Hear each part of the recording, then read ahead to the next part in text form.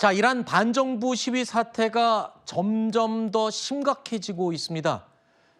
사상자가요, 많게는 10,000명이 넘었다라는 외신 보도도 나오고 있는 상황에서 자, 전 세계의 항공기 이동에 이상 징후가 포착이 됐습니다. 그림 보실까요? 지금 노랗게 표시된, 지금 이 영상은 뭐냐면요, 플라이트 24라고 해서 전 세계의 항공기들이 날아다니는 것을 실시간으로 보여주는 이 인터넷 사이트입니다. 여기에서 저희가 뉴스 시작하기 직전에 이 모습, 전 세계 항공기들의 모습을 저희가 녹화를 해둔 건데요. 특이한 점이 있습니다. 여기 보시는 여기가 이란이죠. 다른 지역들을 보시면 각 나라의 영공들을 자유롭게 비행기들이 날아다닙니다. 하지만 이란을 국경으로 한 이 지역, 이란 상공에는 비행기가 단 한 대도 보이지 않습니다. 국경을 중심으로 쭉 날아다닐 뿐 다 회항에서 이 카타르 등지로 몰려가고 있습니다. 한마디로 이건 뭘 의미하냐면요, 지금 이란 상공은 진공 상태입니다. 모든 공항이 폐쇄가 된 거죠. 자, 2시간 동안 유효한 것으로 이 발표가 되긴 했습니다만 이후 주기적으로 또 연장한다는 얘기가 있습니다. 왜 이렇게 진공 상태가 됐을까요?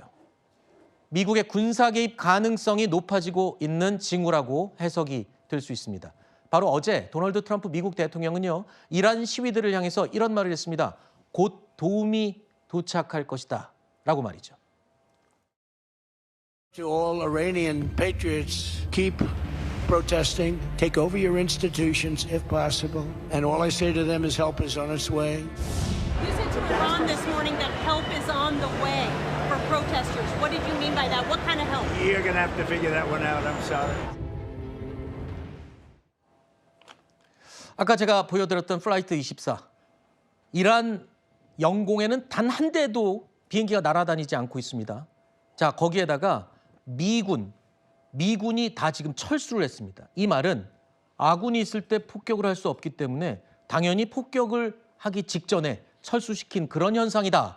이렇게 해석을 하던데 맞습니까? 네, 그 인근에 있는 이제 카타르의 공군기지에 있는 미국군, 영국군들 다 철수했다고 합니다. 네. 그래서 이제 이란에 대한 군사 공격이 있게 되면 이란이 보복 공격을 카타르 등의 이제 미군 기지에 할 수 있다라고 보고 네. 이제 다 이제 소개하는 그런 것이죠. 그러니까 군사 작전이 임박했구나라고 보는 것이 이제 많은 세계 전문가들의 시각인 것 같고요. 네.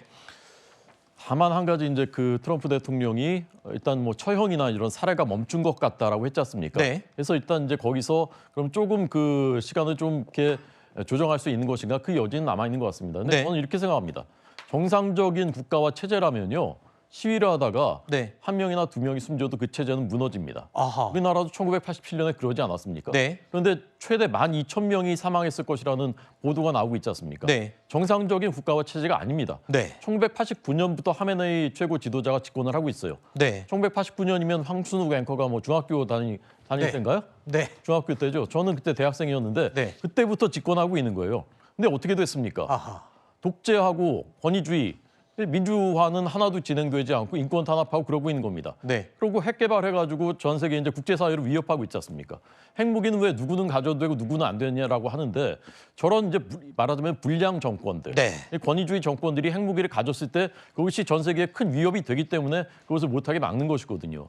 근데 저런 일들이 벌어지고 있는데 그냥 왜 남의 나라 일에 개입하느냐? 그러면 6.25 전쟁 때 왜 우리나라에 그 16개 나라를 참전했죠? 네. 우크라이나, 러시아가 침공했는데 왜 참전했죠? 그리고 베네수엘라 침공한 것만 비난하는데 그건 뭐 잘한 일은 아니라고 할 수 있습니다. 네. 그렇지만 3,400만 명의 베네수엘라 국민들이 거기서 수십 년 동안 아이들의 꿈이 무너지고 나라는 거지꼴이 되고 네. 국가가 그렇게 됐는데 거기에 대해서 그럼 가만히만 있으면 되는 겁니까? 네. 미국이 개입하지 않았다면요, 1980년대에 김대중 전 대통령도 사형 선고받아서 그냥 사형 집행됐을 겁니다. 우리로서는 이런 과거사와 연결시켜서 생각할 수 있는 일이 여러 개가 있습니다. 그리고 아까 말씀하실 때 사망자가 지금 12,000명, 저도 이제 10,000명 넘었다 얘기를 했는데요. 우리 지금 PD가 저한테 업데이트를 해줬습니다. 지금 외신 보도에 사망자가 2만 명이 넘었다라고 보도가 나오고 있다고 하네요. 자, 왜 이렇게 사망자가 급격히 늘까요? 바로 이것 때문입니다. 하메네이 최고 지도자가 발포 명령을 내렸다는 외신 보도가 나오고 있죠. 사상자가 급속도로 늘 수밖에 없습니다. 여기에다가 이 이란 내에서 벌어지고 있는 이 발포 그리고 이 시위 진압의 내용을 국외로 나가지 못하도록 이 이란 정부가 통신까지 모두 막아버린 상황입니다.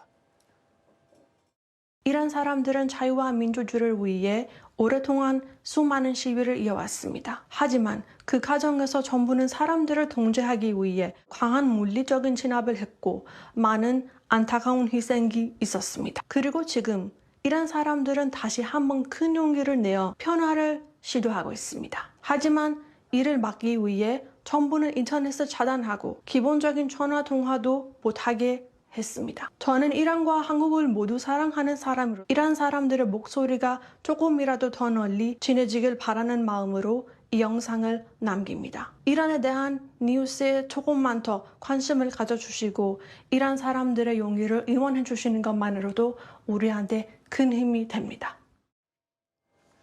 우리도 과거에 광주 민주화 항쟁 때 이 통신이 두절되고 광주 안에서 뭐가 벌어지고 있는지 다른 국민들은 모르는 때가 있었죠. 지금 바로 그 비슷한 상황인 것 같습니다. 모든 통신이 끊기고 외부로 연락할 수 없는 상황인데 또 시대가 달라졌습니다. 수단과 방법을 가리지 않고 위성 전화라든가 이 모든 방법을 동원해서 국제적으로 이란 국내 상황들을 지금 이란 국민들이 알리고 있다면서요. 네, 맞습니다. 실제로 이 여성도 뭐 지금 이란에 있는 상황은 아니고 네. 그렇지만 그럼에도 이제 이란에 있는 뭐 본인의 친구들이든지 가족들이든지 뭐 여러 면에서 연락을 시도하고 그 상황을 알리기 위해 노력하고 있는 것으로 보입니다. 결국 이 상황 자체가 이 반정부 시위에 대한 엄청나게 급격한 사망자가 늘어나고 있는 상황이기 때문에 내부에서 자국 내에서 자체적으로 해결하기에는 인명 피해가 너무나 크고 현실적으로 어려운 상황이 있습니다. 그러다 보니 국제사회의 도움을 요청하고 관심을 요청해서 지금의 어떤 악순환의 고리를 끊고자 하는 그 의지가 굉장히 강력하게 보이는 대목이라 네. 최근에 변화한 SNS 환경이라든지 아니면 뭐 미디어의 환경 이런 부분들을 고려해 볼 때 이런 이 국제사회의 도움과 관심을 절박하게 호소하는 그 마음이 얼마나 절실한 마음에서 나오는가 그리고 얼마나 지금 현실적으로 내부에서 인터넷도 차단하고 전화통화까지 네네. 막고 정보를 차단하고 있는 상황이기 때문에 네. 이런 도움이 굉장히 절실한 상황인 것 같습니다. 만약에 트럼프 대통령이 이란에 대한 공습을 감행하고 저 상황을 정리하기 위한 조치를 취한다. 자, 그러면은 좀 이게 빠르게 해결이 될 수 있을까요? 아니면 또 내부에서 저항 세력들이 또 내정 간섭이라 그러면서 지루한 또 내전이 이어질죠. 아마 트럼프 행정부도 이것 때문에 고민하는 것 같아요. 네. 그러니까 다른 지역과 다르게 중동 지역 같은 경우 어떤 전쟁이 발발하게 되면 종교적으로 뭉치죠. 불확실성이 엄청나게 커지게 그렇죠. 되고 밤이라고 하는 부분으로 지역이 엮일 가능성이 되게 높습니다.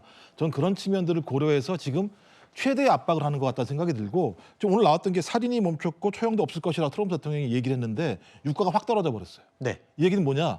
트럼프 대통령이 가장 중요하게 생각하는 건 유가 문제입니다. 아하. 그러니까 달러 패권, 그다음에 공급망 패권을 미국이 가져야 되는 상황인데 유가가 급등하게 되면 미국이 인플레이션이 발생할 수밖에 없거든요. 네. 그런 측면에서 이런 상황을 제어할 수 있는 가장 적절한 방법이 무엇일까라고 하는 고민을 하고 있기 때문에 네. 아마도 제가 볼 때는 최대한의 압박을 통해서 이란 내부에서 어떤 변화의 조짐이 만들어내기를 바랄 거라는 생각이 들고 전 그래서 제가 볼 땐 당장 어떤 일이 벌어진다라기보다는 상황을 좀 저희가 예의주시할 필요가 있다. 하지만 가장 중요하게는 내정 불간섭도 중요하겠습니다만 또 다른 게 신국제법에 의하면 인도적 간섭이라는 게 있습니다. 네. 그 사회에 있는 국민들이 인권을 유린당할 때 네. 그런 부분들을 국제사회가 어떻게 개입할 것인가라는 고민도 저희가 다시 해야 된다고 알겠습니다. 생각을 합니다. 네.